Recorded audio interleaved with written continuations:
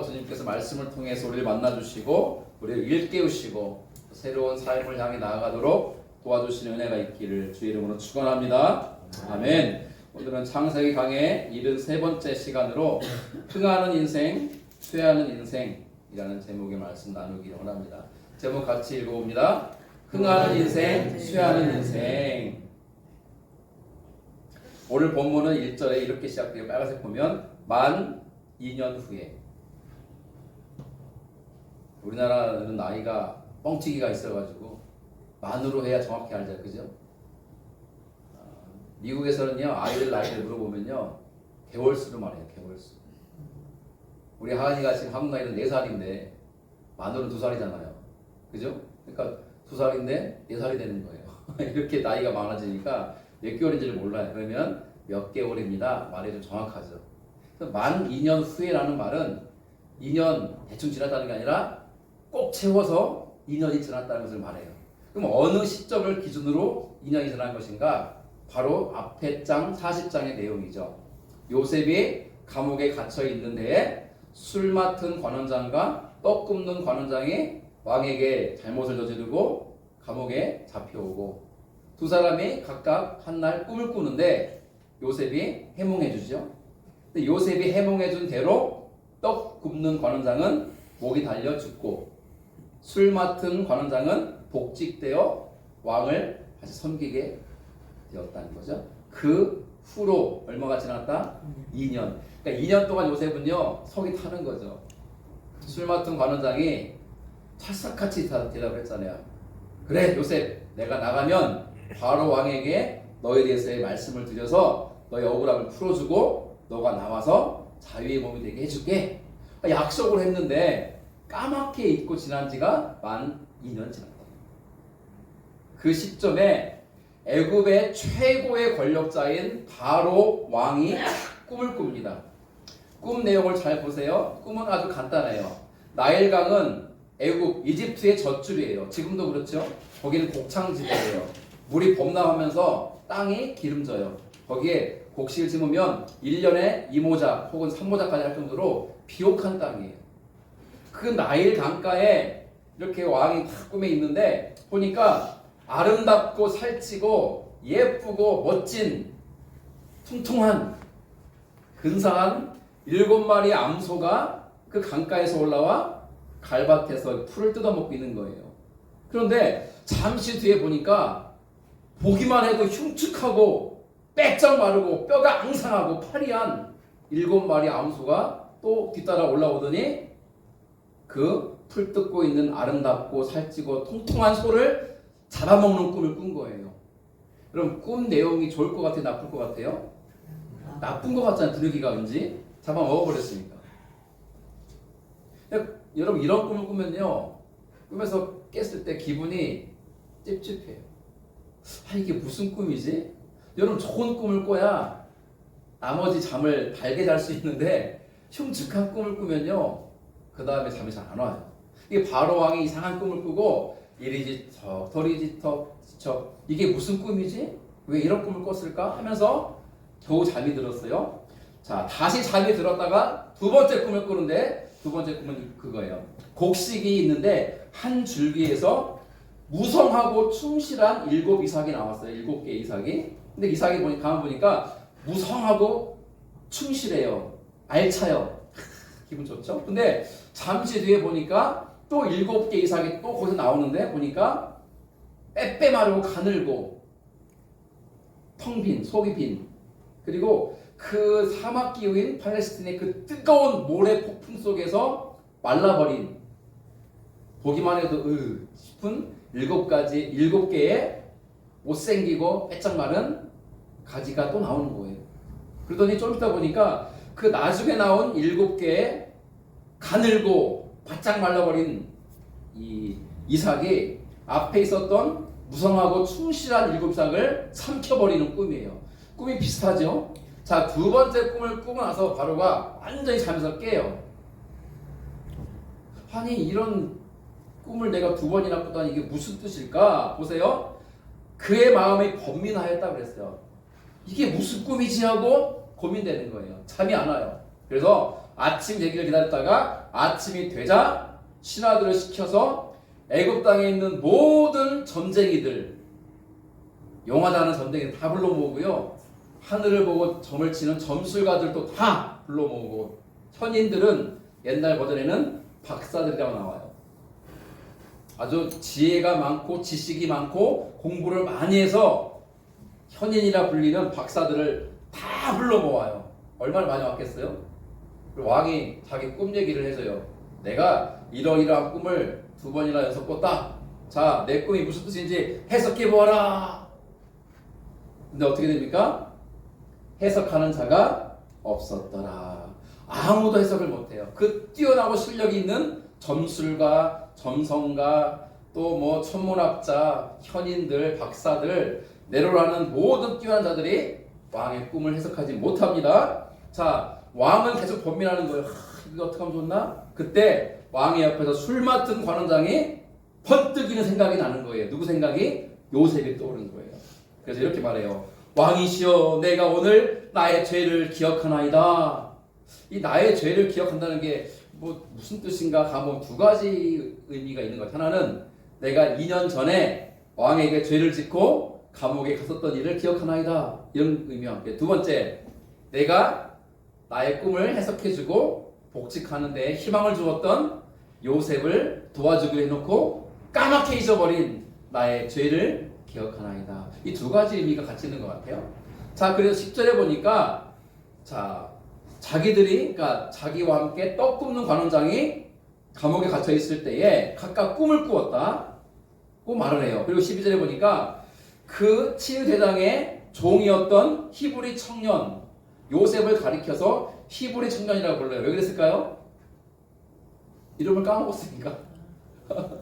나만 잘 되면 되잖아요. 뭐 딴 애야 무슨 상관이에요. 그리고 히브리 청년이라고 제가 빨간색 나왔는데 그 부른 특별한 이유가 뭐냐면 앞에도 있잖아요. 종이라고. 종이고 노예이고 그리고 지금 감옥에 갇힌 죄수이고 아주 천박하고 아주 이 미천한 사람이라는 걸 말하는 거예요. 그리고 이름도 몰라요. 더구나 애굽 사람도 아니고 저 히브리 땅에서 사온 종이다. 그 말을 하는 거예요. 젊은이니까 청년이라고 했겠죠. 자, 그 히브리 청년에게 우리 꿈 얘기를 했더니 그 청년이 풀어주었고요. 13절 그가 해석한 대로 그대로 되어서 나는 복직하게 되었고요. 그는 누굽니까? 떡 굽는 관원장은 매달려 처형당했나이다 라고 요셉을 소개합니다. 자, 그러자 어떻게 됩니까? 바로 왕이 지금 당장 그 히브리 청년을 들라하라 명령을 내립니다. 그러자 신하들이 이 감옥으로 가서 요셉에게 요셉 왕이 너를 찾는다 나와라 하니까 요셉이 네 하고 바로 나온 게 아니라 뭐 하죠? 노란색 수염 면도해야죠. 수염을 깎고 옷을 갈아입습니다. 여러분 창세기를 볼 때 특히 요셉 이야기를 볼 때 옷을 주목해 보라고 그랬죠. 옷을 지금 감옥에 갇혀 있는 요셉은 무슨 옷을 입고 있을까요? 뭐 죄수가 입는 옷을 입고 있었겠죠. 만약에 죄수복이 아니었더라면 낡고 누추하고 종들이나 입는 그런 옷을 입고 있었겠죠. 누가 감옥에 갇힌 종놈을 뭐 좋은 옷을 입혔겠어요. 그럼에도 불구하고 종이 감옥에 들어올 때 자기 진보다리를 가지고 왔던 것 같아요. 그 중에는 그래도 좋은 옷이 있었던 것 같아요. 나갈 때 입으려고. 그래서 옷을 갈아입니다. 여러분 잘 보세요. 옷을 갈아입는 것은요. 입고 있던 옷을 벗어야 되고 새 옷을 입어야 돼요. 그 의미는 뭐냐면 이제 새로운 상황이 펼쳐진다는 것을 암시하는 거예요. 그렇게 보시면 성경이 흥미롭습니다. 자, 그렇게 해서 준비를 하고 딱 요셉이 왕 앞에 섭니다. 자, 이에 바로 왕이 사람을 보냈고요. 요셉이 면도하고 옷을 갈아입고 왕 앞에 섭니다. 근데 왕이 요셉이 오자마자 이렇게 말해요. 내가 꿈을 꾸었는데 그것을 해석하는 자가 없더라. 들어보니 네가 꿈을 들으면 능이 푼다고 하던데 네가 꿈을 묘하게 맞춘다던데 맞지? 하고 물어보잖아요. 지금 급한 거예요. 마음이 힘드니까. 그때가 어떤 찬스냐면 나의 실력을 뽐낼 찬스예요. 나의 능력을 보일 기회예요. 여러분 그런 기회가 평생에 자주 옵니까 안 옵니까? 자주 안 오죠. 지금 이 기회를 꽉 잡아야 요셉이 살아나요. 그리고 자유의 몸이 되고 고향에 계신 아버지를 보러 돌아갈 수 있는 거예요. 그러면 이렇게 말하는 거 맞지 않겠어요? 왕이 하는 말이 요셉인지도 모르고 네가 꿈을 들으면 능히 푼다고 하던데 그런 용한 재주가 있다던데 맞지? 물었을 때 왕이시오 그러합니다. 제가 그러한 출중한 능력을 가진 자입니다. 그러니 나에게 꿈을 얘기해 보십시오. 내가 단번에 해석해 드리리다 라고 말하면 왕의 환심을 사고 나를 드러낼 수 있는 기회가 되는 거잖아요. 저는 이 대목을 묵상하면서 요즘 이 세태가 떠올랐어요. 우리 어른들은 뭐 그런 거는 안 하시니까 잘 모르시지만 저희 세대는 페이스북을 많이 했어요. 저희 세대는. 근데 요즘은 젊은이들은 페이스북을 줄여서 또 페이북이라고 그러는데 그것도 안 해요. 요즘은 그냥 인스타그램을 많이 하더라고요. 그것도 다른 프로그램 있는 것 같은데 잘 모르겠고 사진 올리고 막 한두 줄 올리고 하면은 사람들이 댓글 달고 막 그래요. 여러분 사람들이 왜 SNS에 막 사진 올릴까요? 나는 오늘 저녁에 우리 신랑과 함께 이런 레스토랑에 가서 이걸 먹었다. 찰칵 찍어가지고 올려요. 자, 나는 오늘 내 친구와 함께 여기를 갔다 왔다. 찰칵 해서 올려요. 여러분 이거를 왜 올릴까요? 뭐 하려고? 자랑하려고. 나를 드러내려고. 얘들아 내가 누군지 알아? 나 이런 거 먹고 사는 사람이야. 여러분 나는 이런 데도 가는 사람이에요. 자기가 타는 차 차까지 올리고 새로 산 나의 차 강아지 사가지고 끌어가고 사진 찍은 다음에 우리 집에 뭐 동생이 생기다 이렇게 제목 써가지고 올려요. 강아지 사가지고 동생 왜 이렇게 사랑하냐고 사람들이 자기를 드러내고 싶고 사람들의 칭찬받고 싶고 인정받고 싶고 자랑을 하고 싶은 거예요. 자랑을. 제가 한 번은 서울에 갔는데요. 제가 잘 아는 목사님이 서울에서 굉장히 큰 교회에서 목회를 해요. 근데 그 목사님이 제가 갔을 때 저를 데리고 무엇을 보여준 줄 아세요? 어디를? 여러분들은 목회자가 아니니까 관심이 없죠. 그 교회에 가장 크고 웅장한 소위 말하는 대예배실 본당을 탁 해서 보여주더라고요. 와, 창이요 스테인드 글라스로 되어 있는데 햇빛이 비추니까요 거기에 예수님의 관계된 그림이 있어요. 성화가 탁 아름답게 보이더라고요. 그리고 딱 보니까 천정에 조명이 샹들리에도 장난 아닌 거예요. 그리고 앞에 보니까 이 관계상이 이런 초라한 나무 관계상이 아니에요. 이렇게 돼 막 크리스탈로 된 막 어마어마한 크기의 관계상 탁 있고 마이크도 멋지고요. 그리고 뭐 피아노가 그랜드 피아노 아시죠? 공연장에 가볼 만한 수억짜리 그랜드 피아노가 탁 있고 맞은편에는 파이프 오르간 이런 키보드 말고 이렇게 파이프가 있는 거 있지 뒤쪽에 파이프로 된 오르간 연주하면 막 소리가 있어 나와요. 울려요. 어마어마하거든요. 그리고 뒤에 십자가도 으리으리하고요. 장식이 대단. 와, 그 분위기에 압도돼가지고 내가 여러분 그 목사님이 저한테 왜 본당 대예배실을 보여줬을까요? 자랑하려고. 근데 저는 제가 이제 뭐 직업상 목사다 보니까 교회 얘기를 했지만 여러분들 주변 사람 한번 생각해 보세요. 사람들이 뭘 자랑합니까? 자기 가진 걸 자랑해요. 돈 자랑하죠. 돈 자랑. 그리고 자기 직업 자랑하죠. 자기 자식 자랑도 합니다. 있잖아. 우리 아들이 삼성에 입사했잖아. 그 말을 왜 해요? 알아달라고. 인정해달라고. 우리 딸이 이번에 서울대 갔잖아. 알아달라고. 인정해달라고. 판사, 검사, 변호사, 뭐 의사, 교수 이런 것만 되보십시오. 명함 내밀죠. 이 건물 내가 이 건물주입니다. 자랑하잖아요. 가진 거. 요즘 사람들은 더 그렇게 합니다. 자기 PR 시대라고요. 사람들한테 꿀리면 안 되고 처지면 안 되니까 이렇게. 근데 믿는 우리들은 달라야죠. 나를 높이고 나를 드러내는 게 아니라 하나님을 높이고 하나님을 드러내는 줄로 믿습니다. 아멘. 그게 믿는 자의 마땅한 삶이죠. 내가 이 일을 해놓고도 세상 사람들은 그래요. 이 일 내가 했잖아 라고 드러내지만 믿는 자는 어떻게 해요? 하나님이 나를 통해 이 일을 이루셨습니다. 내가 아니라 누구예요? 하나님이요. 이 아이 내가 낳았잖아, 내가 길렀잖아가 아니죠. 하나님 나를 통해 이 아이를 주셨고 이 아이가 자라나도록 하나님이 도와주셨어요.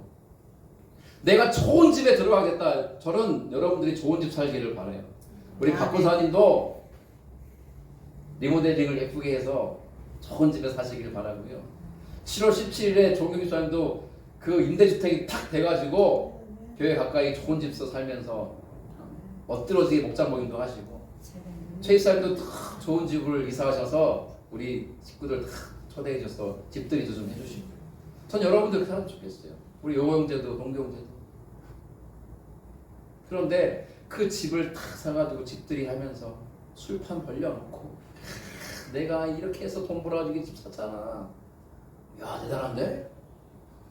하는 것은 세상 사람들이 하는 짓이고, 믿는 우리는 어떻게 됩니까? 우리 목장 식구들 다 불러 모아놓고 예배드리고 또 식사하고 교제하면서 하나님의 나를 통해 이러한 놀라운 은혜를 주셨어요. 내가 감히 이런 집에 살 수 있어요? 내가 감히 이런 직장을 가질 수 있어요? 내가 이런 사업을 할 수 있어요? 내가 이렇게 살 수 있어요? 저는요 그렇게 하신 사람이 아니에요. 다 하나님이 주신 것들이고 하나님이 하신 일이에요. 내가 교회를 해서 30년, 40년, 50년 동안 헌신했다고 할지라도 그거를 목사가 안 알아주고 성도들이 안아준다 할지라도 하나님은 나를 통해 그 일을 섬기게 하셨어요 라고 말할 수 있는 게 진짜 믿음이라고요. 뭐 하나 해놓고 그거 안 알아준다고, 이 주보에 그 광고 안 했다고, 꼿꼿이 했는데 주보에다가 광고 안 냈다고, 그날 떡 했는데 주보에 광고 안 하고 목사가 광고할 때 깜빡 말 안 했다고, 교회 안 나와요. 그런 사람이 한둘인 줄 아세요 여러분? 제가 얼마나 많은 교회에서 목회했겠어요.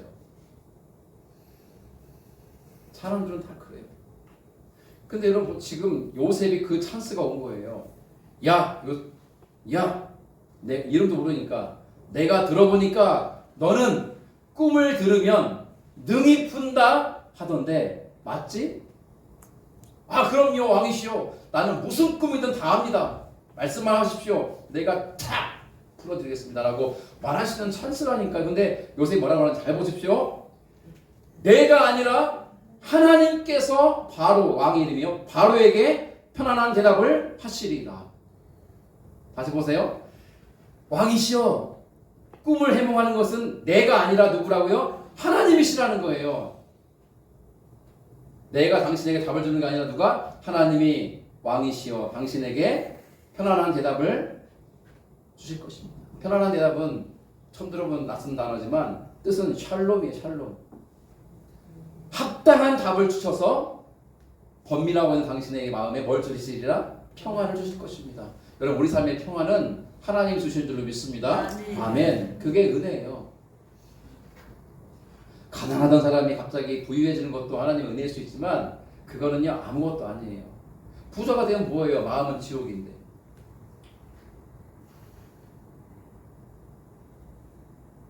내 마음이 평안한 게 은혜거든요.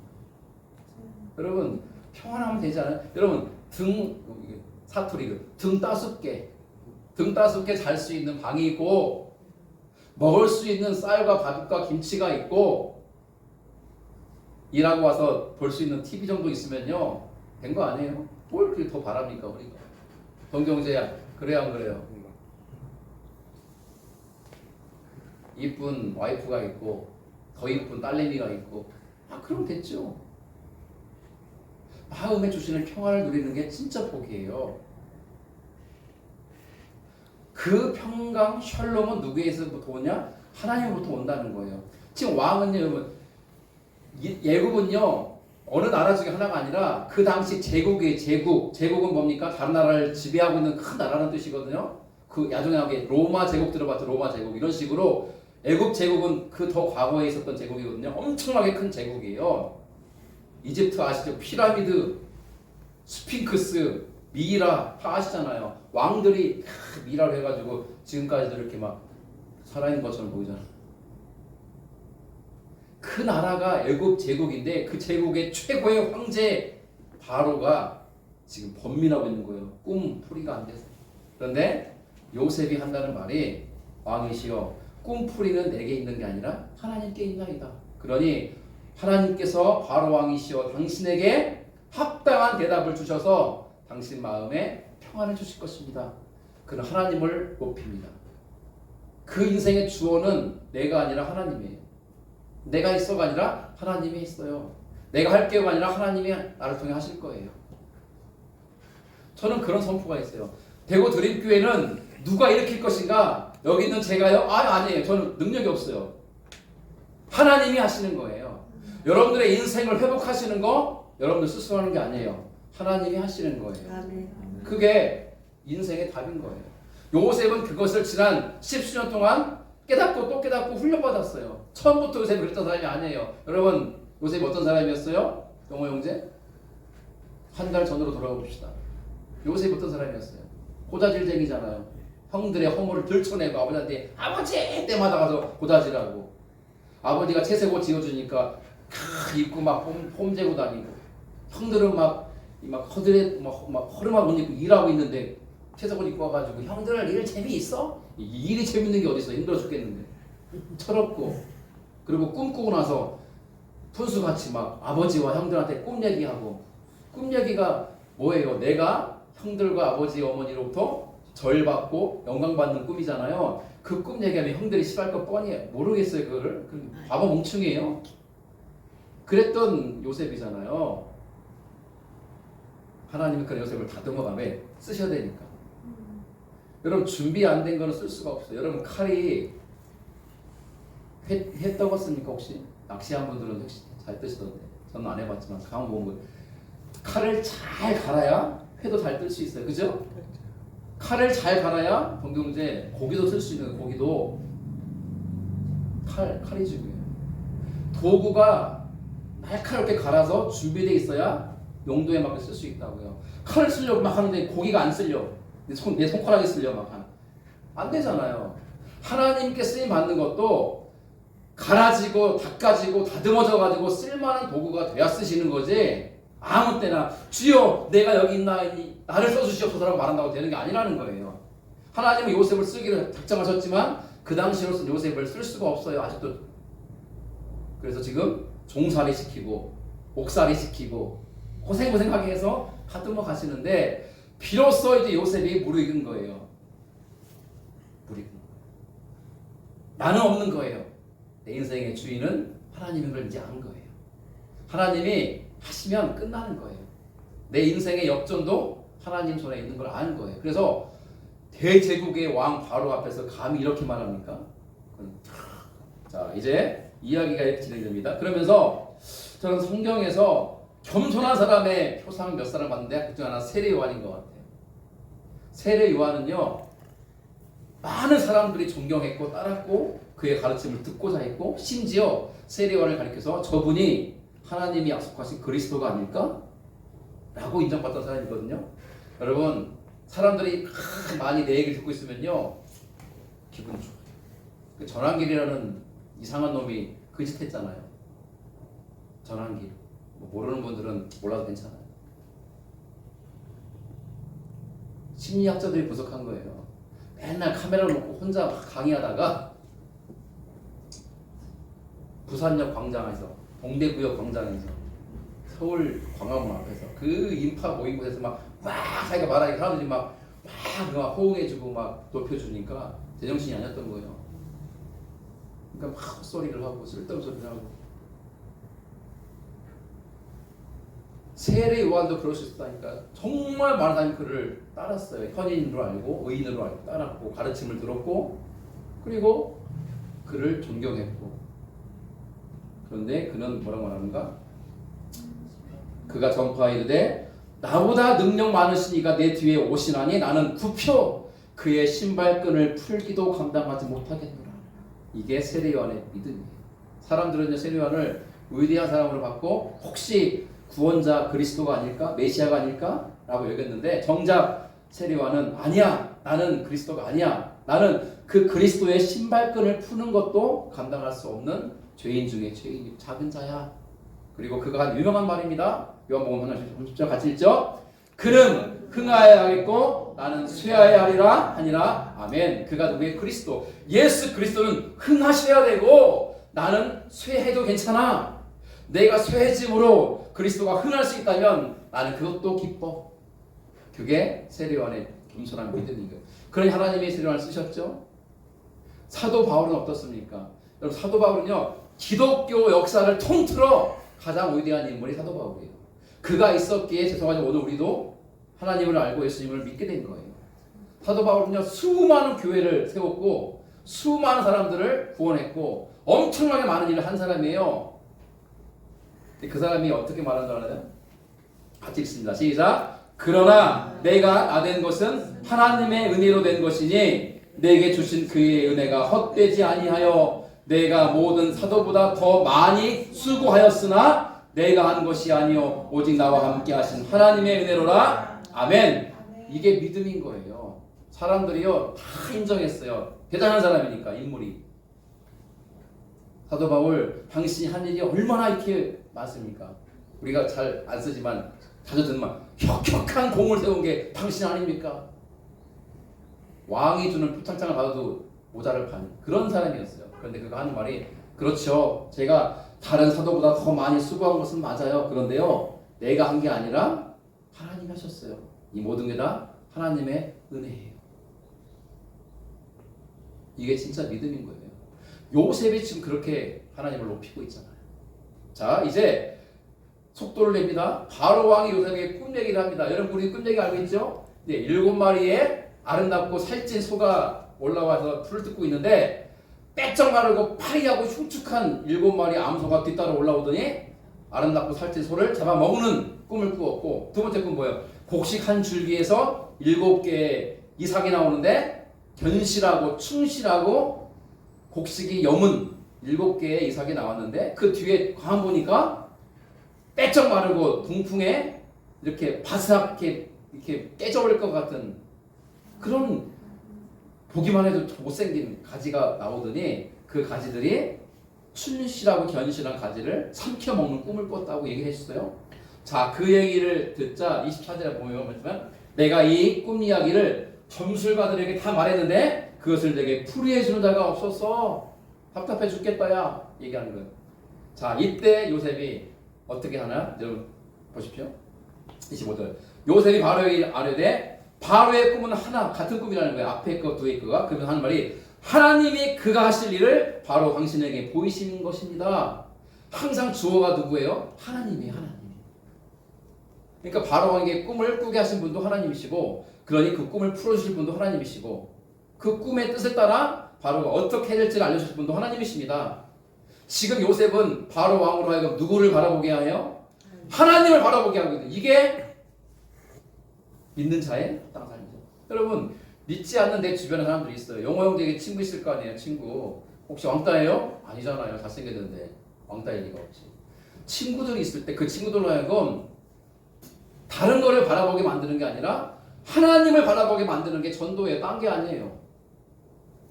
요셉이 지금 그러고 있잖아요. 초지일관, 그는 기승전 하나님이에요.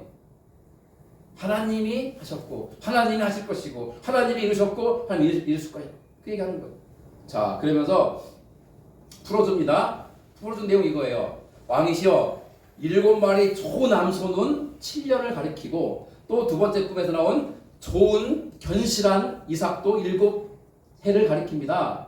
그리고 뒤에 올라온 파리하고 흉측한 7소도 7년을 가리키고, 속이 빈 말라버린 이삭 7개도 7년을 가리킵니다. 28절 빨간색. 하나님이 그가 하실 일을 바로에게 보이신다 함이 이 뜻입니다. 29절 뜻입니다. 온 애굽 땅에 7해 큰 풍년이 있을 것입니다. 30절 그 후에 7해 흉년이 들 것인데 그 흉년이 얼마나 극심한지 그 이전에 있었던 풍년을 기억하지 못하게 될 것입니다. 그랬어요. 7년 풍년이 올 것이고 7년 이어서 흉년이 오는데 엄청난 흉년이 올 거다. 애굽이 망할 거라고 말해요. 자, 이어지는 요셉의 말. 자, 왕께서 꿈을 2번 겹쳐 꾸신 것은 하나님이 이 일을 정하셨음이고 하나님의 속히 행하실 것이기 때문에 그렇습니다. 그렇죠? 기승전 하나님이에요. 초지일관 하나님이에요. 임마누엘 하나님이에요. 하나님이 이 일을 정하셨다. 여러분, 하나님이 뜻을 정하시면 변기하십니까? 바꾸십니까? 안 바꾸시고. 우리는 수시로 바꾸죠. 제가 할게요 해놓고 한두 번 하다가 시간 묻을 것 같은데 내가 이거 주님께 바칠게요 해놓고 나중에 마음 바뀌어도 안 바치고 내가 주님 위해서 살겠습니다 라고 결단해놓고 그게 안 살아요. 우리는 그렇게 하고 사람하고 약속도 막 잘 안 지키고. 하나님은요 뜻을 정하시면 변기하지 않으세요. 그대로 일을 이루세요. 그리고 하나님은 속히 행하신다. 이 일이 당장 일어날 것이기 때문에 2번 겹쳐서 보게 해주는 거예요. 자, 이제 바로가 이제 어떻게 해서 왕이 막 안절부절 못하겠죠. 큰일 난 거죠.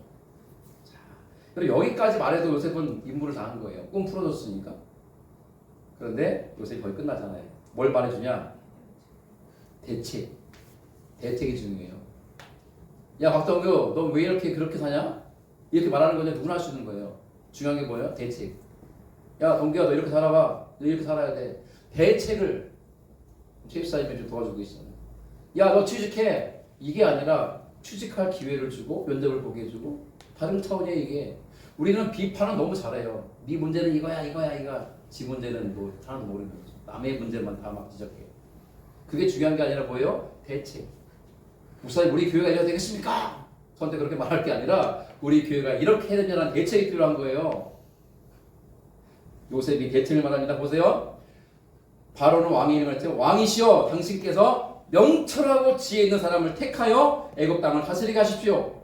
둘째, 왕이시여, 나라 안에 감독관들을 세우셔서 그들로 하여금 7해 풍년이 이어지는 동안 5분의 1, 수확한 것의 5분의 1을 세금으로 왕에게 바치게 하십시오. 셋째, 그 거두어들인 곡식을 위해서 각 성마다 큰 창고를 여러 개 짓게 해서 거기에 꽉꽉 채워놓으십시오. 그렇게 대비하시면 흉년으로 말미암아 마지막 절 애굽이 망하지 아니할 것입니다. 멋진 대책을 말해. 3가지예요.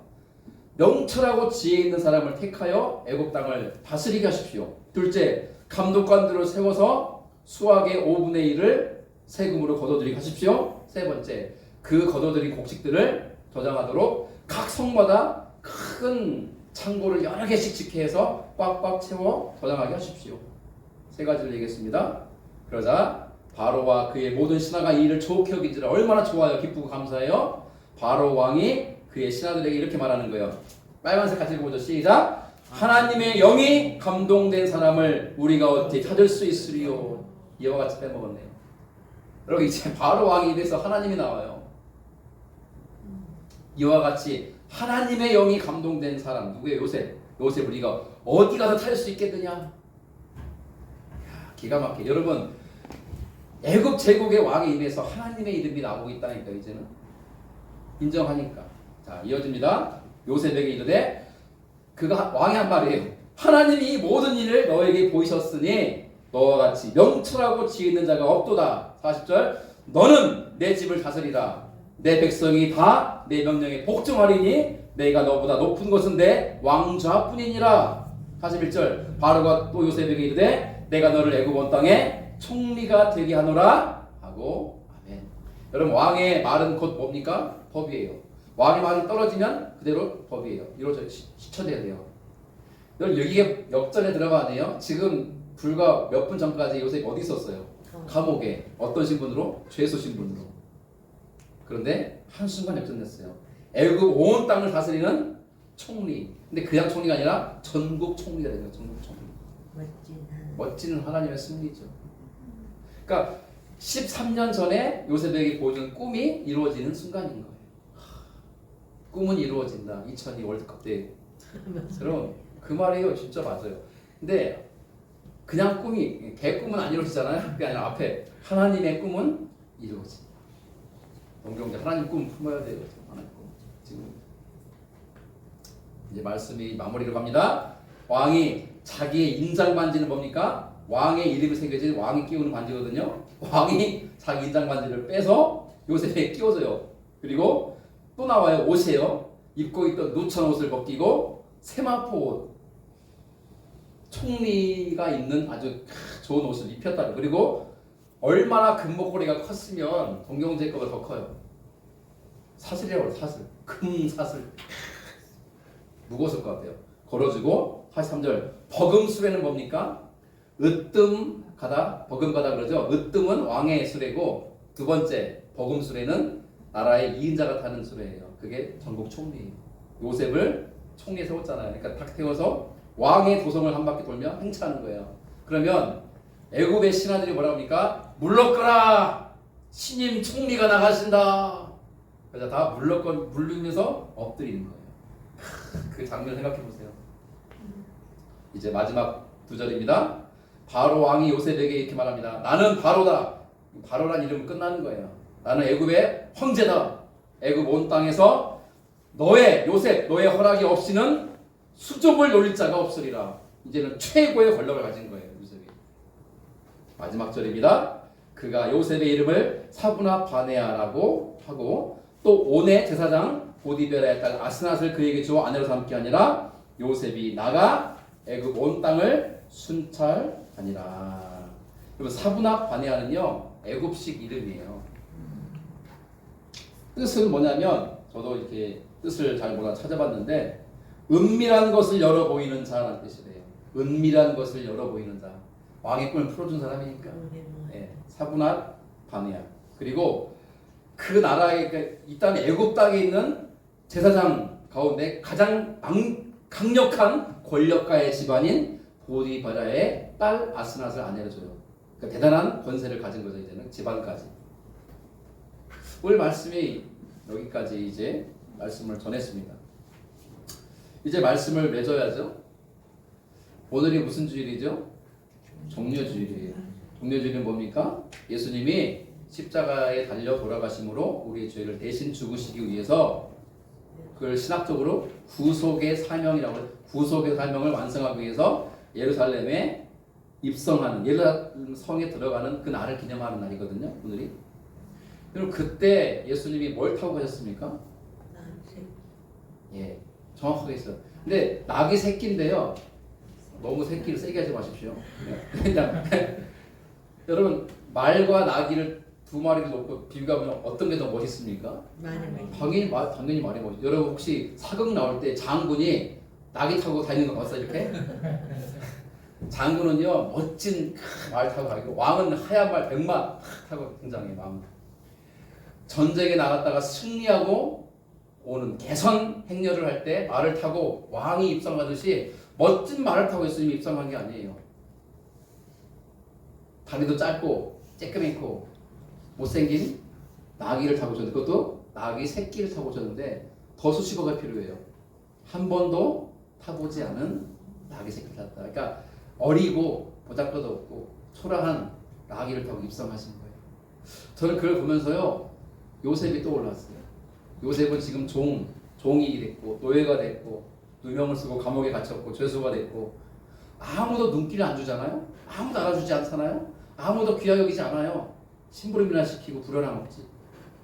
그런데 그가 하나님의 손에 붙잡히니까 애굽의 총리가 되는 역사가 일어났잖아요.